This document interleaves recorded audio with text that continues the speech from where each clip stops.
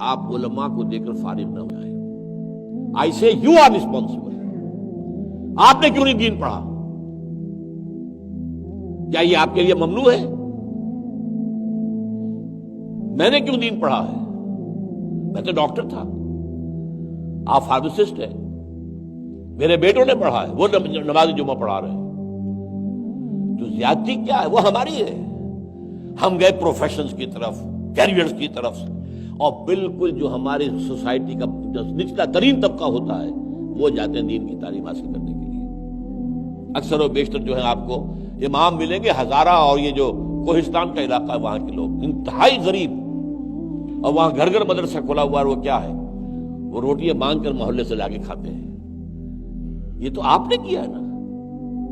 اور پھر ان کو سٹیٹس یہ دے دیا ہے کہ اس کے بغیر نکاح نہیں ہو سکتا. آپ کیوں نہیں اپنی بیٹی کا نکاح پڑھا سکتے؟ Why can't you do it? اسلام میں کوئی برہمنزم نہیں ہے، اسلام میں کوئی پاپائیت نہیں ہے، اسلام میں کوئی پنڈت نام کی شے نہیں ہے، کچھ بھی نہیں ہے.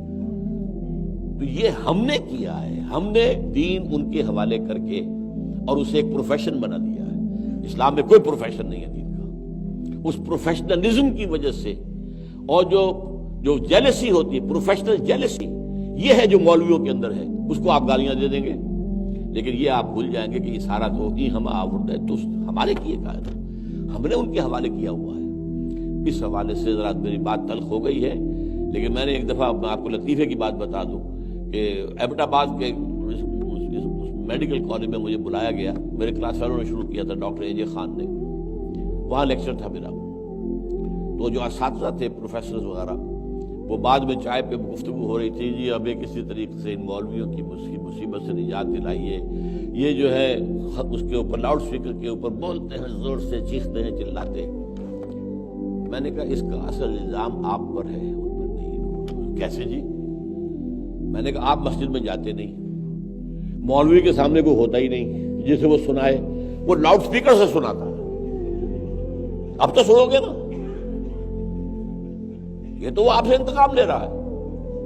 آپ مسجد میں جائیں، اس کے سامنے بیٹھے تھے، شاید کوئی 2004 بات کی کام کی باتیں بھی کرے. وہ سمجھے کہ کچھ لوگ جو ہیں سمجھدار پڑھے لکھے بھی لوگ موجود ہیں. تو یہ جو ہمیں اپنا دیکھنا چاہیے، اصل سوچ بھی یہ ہونی چاہیے. جب بچے جوان ہو جاتے ہیں اور ماں باپ ان کو دین کا علم نہیں دلاتے، محنت نہیں کرتے، فقط قاری صاحب کو بلا کر یا مسجد میں بھیج کر قرآن ناظرہ پڑھا لیتے ہیں، بس یہ بڑا احسان کر دیا ماں باپ نے.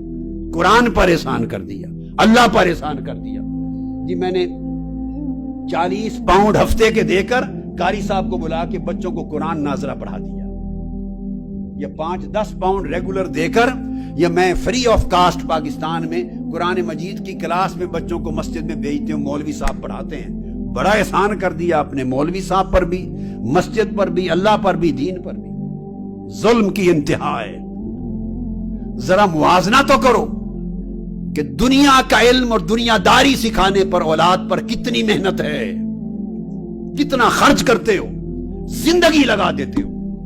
اور اس کے برعکس کمپیئر کرے دین سکھانے اور اولاد کی زندگی میں دین کو داخل کرنے کے لیے کتنی محنت کرتے ہیں، کتنا خرچ کرتے ہیں. دین تو مفت بھی ملے تو سیکھنے کو کوئی تیار نہیں. دین تو مفت ملے تو سیکھنے کو تیار نہیں. کتنا ظلم ہے. اور یونیورسٹی میں ہائر ایجوکیشن پر 10-10 ہزار پاؤنڈ دے کر بھی پڑھتے ہیں. سال کے لیے فیس دینی پڑے تو پڑھتے ہیں، ادھار اٹھا کر پڑھاتے ہیں، اور دین پر 100 روپیہ خرچ کرنے کو تیار نہیں. یہی وجہ ہے جب خاندان اچھے کھاتے پیتے لوگ اپنی اولادوں کو دین کے علم کے لیے نہیں بھیجیں گے تو غربت میں پسماندہ لوگ، جن کے پاس بچوں کو پہنانے کے کپڑے نہیں، کھلانے کا کھانا نہیں ہے، جوتوں کے پیسے نہیں، روزگار کے پیسے نہیں، پھر وہ غربت زدہ لوگ اپنے بچوں کو بھیجیں گے، اور وہ پھر آ کے علم حاصل کریں گے اور روزگار کے طور پہ دین کا علم یوز کریں گے. پھر دین کی تنخواہیں لیں گے، امامت کی، پھر پیسے لیں گے. تو دین سارا غریبی میں سیکھا اور غریبی میں تنخواہوں کے ساتھ آگے سنایا. اس تبلیغ میں کس برکت کی آپ توقع کرتے ہیں؟ کیا توقع کرتے ہیں کہ ایسی تبلیغ سے کتنا انقلاب آ جائے آپ کے اندر، کتنی تبدیلی آ جائے، پھر آخرت کے نام پر دنیا کمائی جائے گئی اور کیا ہوگا. اور یہ اسی کا نتیجہ ہے.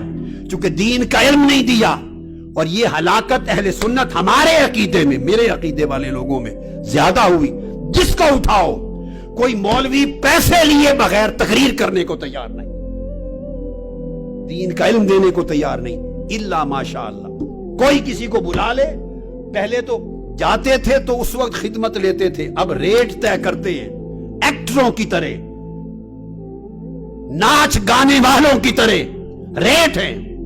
اللہ کی عزت کی قسم میں آپ کو ذاتی مشاہدہ بتا رہا ہوں، اللہ کی عزت کی قسم. میں انڈیا میں تھا، نام نہیں لوں گا کسی کا، میرا مقصود نام نہیں سمجھانا ہے. نامور عالم ہیں، بہت بڑے بڑے بزرگوں کی اولاد ہے، بڑے بزرگوں کی ہستیوں کی اولاد، نامور عالم ہیں. ہر شخص اہل سنت میں سے ان کو جانتا ہے. میں خانہ خدا میں یہ آقا علیہ السلام کی حدیث پاک کی کتاب میرے ہاتھ میں اٹھا کر قسم کھا کر کہہ رہا ہوں کہ میں نے تحقیق کی، بے شمار لوگوں نے جگہ جگہ بتایا کہ ان کو تقریر کی دعوت دیں تو ان کے سیکرٹری پہلے ایڈوانس 2 لاکھ انڈین روپیہ لیتے ہیں. اور بڑھاپے کا عالم یہ ہے کہ تقریر کی آواز نہیں نکلتی.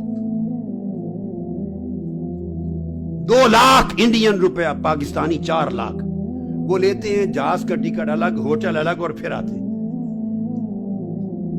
بے شمار شہروں میں لوگوں نے اس بات کی تصدیق کی، خود جنہوں نے پیسے دیے، جن سے مانگے گئے.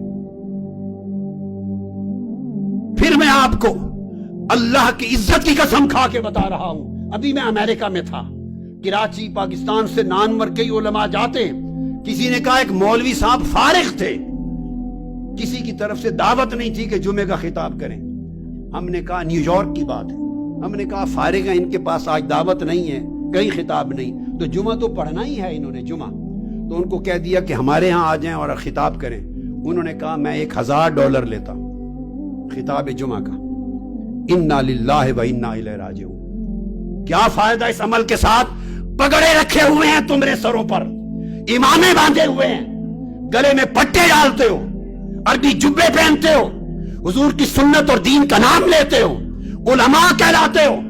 شرم نہیں آتی تمہیں کہ ٹکے ٹکے کے ساتھ خطبہ جمعہ بیچتے ہو، دین کی تقریریں بیچتے ہو؟ پھر اگر تمہارا اور ہمارا میں اب یوں کہ اگر ہمارا عمل دین کے نام لینے والوں کا یہ ہوگا تو پھر لوگ تمہیں بلائیں گے یا کنچروں کو بلائیں گے، گانے والیوں کو بلائیں گے؟ فرق کیا رہ گیا؟ اس نے گانا سنا کے پہلے پیسے ریٹ طے کیے، تم نے قال اللہ و قال الرسول قرآن اور سنت سنانا تھا، پہلے ریٹ طے کر رہے ہو بیٹھ کر. کیا دین رہ گیا؟ اور یہ وبا ہمارے مسلک اہل سنت میں زیادہ پھیلی ہے. دوسرے لوگ بھی لیتے ہوں گے مگر اتنے گھٹیا، اتنا نیچے نہیں گرے ہوں گے شاید. اپنے پردے داری میں لیتے ہوں گے. اخترا ہر کوئی زندہ ہے، لوگ لیتے ہیں، لوگ ان کو عزت سے دے دیتے ہیں، جیب میں ڈال دیا، مانگتے نہیں ہیں، خدمت کر دی، تکریم تعظیم کے ساتھ کر دی. تو کچھ لوگ پھر کچھ رکھ رکھاؤ اور عزت رکھتے ہیں، ادھر تو منگتے بن گئے ہیں، ریٹ طے کرتے ہیں. یہ علماء کا الا ماشاء اللہ یہ عالم. اور اب نعت خانوں کی یہ ہے کہ 4 لاکھ، جتنا بڑا نعت خان ہے پہلے ریٹ مانگتا ہے، اور پھر نعتیں سنا کے عشق مصطفیٰ کی بات کرتے ہو. شرم سے ڈوب مرنا چاہیے تمہیں. کون سا عشق مصطفیٰ کا؟ جس رسول کی نعت سنانے کے لیے تم رات کو 2 لاکھ 3 لاکھ 4 لاکھ کا ریٹ لو.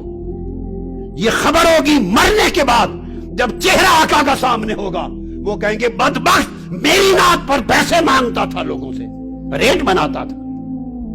اس عشق مصطفیٰ کی تلقین ہو رہی ہے اس مسلک میں. بولیے آپ کے تجربے ہیں یا نہیں؟ یہاں ایمان سے کہیے ہیں کہ نہیں؟ جب بلاتے ہیں تو ریٹ طے کرتے ہیں کہ نہیں نعتوں کے؟ ہاتھ کھڑا کر کے بتائیں، ایمانداری سے گواہی دیں.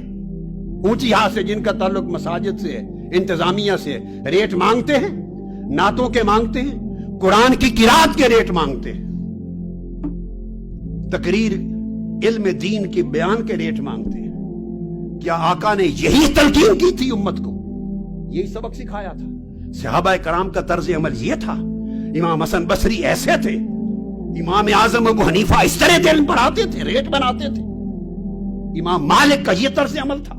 امام شافعی کا، امام احمد بن حنبل کا؟ ارے جنہوں نے دنیا میں دین پھیلایا وہ ریٹ بناتے تھے، لوگوں سے پیسے مانگتے تھے. خدا کے لیے دین کو بیچنا چھوڑ دیں. برکتیں اٹھ گئی ہیں، اثرات اٹھ گئے ہیں. اوپر سے لباس کے ہم نے ڈھونگ بنا رکھے ہیں، پٹکے دورے کر کے گلے میں ڈالتے ہیں، 2 3 چادریں لپیٹتے ہیں اوپر، داڑیاں لمبی بڑی رکھ لیتے ہیں. ارے ان بڑی سائز کی داڑھیوں سے کیا ملے گا کہ داڑھی کا دکھلاوا بھی پیسے کے ریٹ بنانے کے لیے ہو. اس گلے سے کیا لوگے سر سے جو حضور کی نعت فری نہیں پڑتا، مفت نہیں پڑتا. اس تقریر سے کیا لوگے، اس علم سے کیا سیکھا جو اللہ اور اللہ کے رسول کی بات لوگوں کو پیسے ڈالر لیے بغیر نہیں سناتا. وائے ناکامی متائے کارواں جاتا رہا، اور کارواں کے دل سے احساس زیاں جاتا رہا. تقریروں کرنے والوں نے، نعتیں پڑھنے والوں نے، قرات نے سیکٹری رکھے ہوئے ہیں، مینیجر رکھے ہوئے ہیں. اب خود بات نہیں کرتے، کوئی آفر دے وہ سیکرٹری سے بات کر لو، وہ پھر ریٹ طے کرتا ہے، پھر وصولی کرتا ہے، پھر کنفرم کرتے ہیں، تو پھر اس کے بعد صاحب بہادر چلتے ہیں بس. اور نام اولیاء کا لینا، ہم ان کے پیروکار ہیں. یہ اولیاء کی پیروکاری، یہ صوفیاء کی پیروکاری ہے، یہ اللہ والوں کا طرز عمل ہے. اس نے مسلک کو برباد کر دیا ہے اور نوجوان نسلوں کو بیزار کر دیا ہے، متنفر کر دیا ہے. وہ عقیدے چھوڑ کے جا رہے ہیں اور ہم کبھی غور نہیں کرتے. وہ دیکھتے ہیں کہ جس کا نام لو، جو دین کا ستون جس کو جانو، وہی پیسے کے لیے سوداگر ہے. پیسے کے بغیر کہیں کچھ ملتا نہیں دین کے نام پر.